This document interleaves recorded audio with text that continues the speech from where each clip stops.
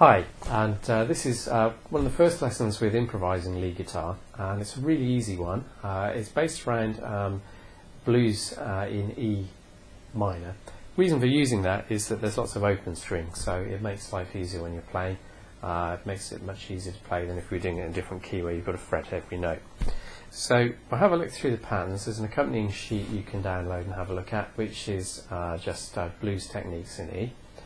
And there's a few short patterns on there. I like using very short patterns because it means that after just a very few days you can memorise them, and then you can just have fun playing them. And because they're improvisations, as soon as you've learnt them, you can change the order you play them in, you can change the speed you play them at. One of the great things about 12-bar blues is it doesn't really matter what order you play these patterns in or what speed, it will still sound pretty good. So unlike when you're playing most rock guitar pieces where you have to play every note in exactly the right place at the right speed, on an improvisation you don't. You can change it and you can have fun experimenting and seeing what works and what doesn't. So anyway, looking at the sheet, we've got a few different patterns on there. I'll just run through them. The first one starts on the thin string. Remember, the top line of the guitar tablature is always a thin string, and it just goes 3 to 0. So we've got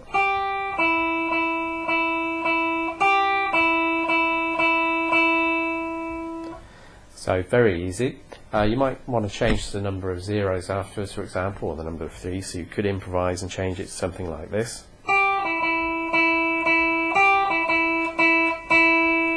So you can alter the rhythm if you want to. So that's pattern 1. Pattern 2 on there has got a slide. If you notice, between the 1 and the 2 there's a sort of slash marking, and that means you slide from 1 to 2. And to do that you have to keep the pressure on the fret. So you pluck the string for 1, and then you slide across the fretboard, but you don't pluck the string on 2. So it's very easy. Now you might find the first few times you do it you get this happen, and you get no sound. Now the reason for that is probably because you've dropped the finger pressure as you've gone across, or you've done it too slowly. So when you do move your finger you have to go reasonably quickly, and you have to make sure you keep the pressure on, otherwise the sound will disappear. So again, play 1, keep the pressure on, slide across the fret, and you don't need to pluck the 2 there. And carrying on with the pattern, we just go back to the bottom string. So playing that pattern 2 there, which is quite easy once you get used to it. Don't over practice that, because you'll end up with a blister on your first finger if you're not used to playing, if you haven't been playing very long, so just be aware of that. Now the next pattern, the third pattern down, if you notice there are 2 vertical notes there, there are 2 zeros vertically above each other, and that means you play 2 strings at once when you've got notes vertically stacked up. So on this one you've got the bottom 2 strings 0, and they're played together, and then you do it again because there's another 2 zeros, and then we've got 2 2s together. Now this time notice they've changed strings, so they're not on the bottom 2 this time, they've just gone up 1, so you have to put a couple of fingers there. You could also bar this as well, but if you're learning and you're beginning, you'll probably find it easier to put 2 fingers down. Just play those 2 there. We've got some zeros again, same strings there, second and third strings, and the last note is on there, string 4, fret 2. And if I play that quickly, it's a bit of a kind of Chuck Berry style riff. You should get something like that. That one might be a bit tricky, so you might have to practice that for a few days. The next one we've got is a descending E minor pentatonic scale. It's kind of the bedrock of lead guitar playing, certainly from the 70s through most of the 80s. Pentatonic scales are in everything, they're very recognisable. Most lead guitar solos are built around them. And well, I'll just play this one to you. So it starts on 3, goes to 0, changes string, 2 this time, and ends up on 2 there. So that's the 4th pattern, fairly straightforward. Just play that once more. There we go, yeah. And the next pattern we've got there is just going to be an ascending E minor pentatonic scale this time. So it starts on the top thick string. This is the last pattern on the sheet. 0, 3. Next string's a 0, 2. this one here, watch out with this one. This one's a normal 3 on the second string, and then back to 0 at the end.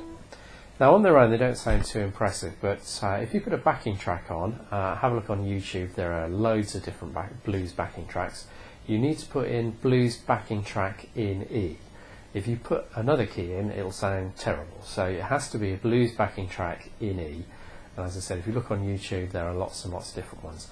And the fact that there are different speeds and slightly different styles won't matter. The vast majority of them, whatever you play with, these patterns will sound really good. Even if you're not playing them at fully the right speed, it'll still sound like a lead guitar solo. So if I just string a few of these together for you, to give you an idea of what you can do. I'm not going to play them in the order on the sheet, I'm just going to mix them up a bit, and let's see what we get.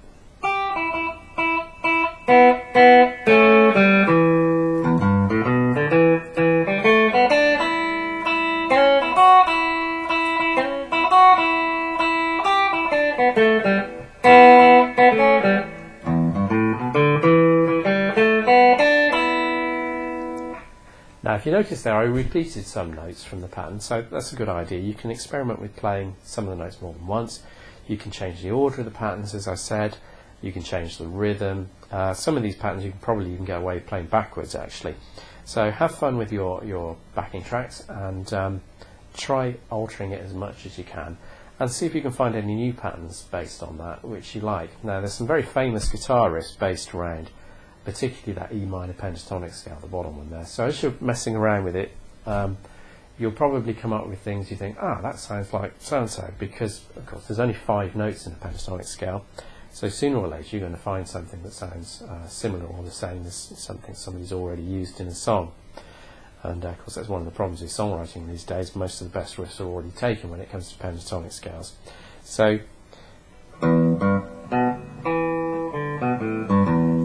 have a go at finding your own riffs, and don't be afraid to start at different points in these scales as well, and you can even jump notes in them like that, so you can have a lot of variety with that and a lot of fun with it. It'll probably take you 3 or 4 days until you've memorised the patterns if you have a go each day, and then after you've memorised them you can sit back with a backing track and enjoy playing them. And the other thing this is great for is finger dexterity, because you can do this kind of thing for quite a while once your fingers are calloused up on the ends, and of course you're playing lots of things. You haven't got to concentrate on reading from music as you do with a piece where you've got to get everything in the right order. So it can be a lot of fun doing this, and if you get stuck, give me an email and I'll help you out.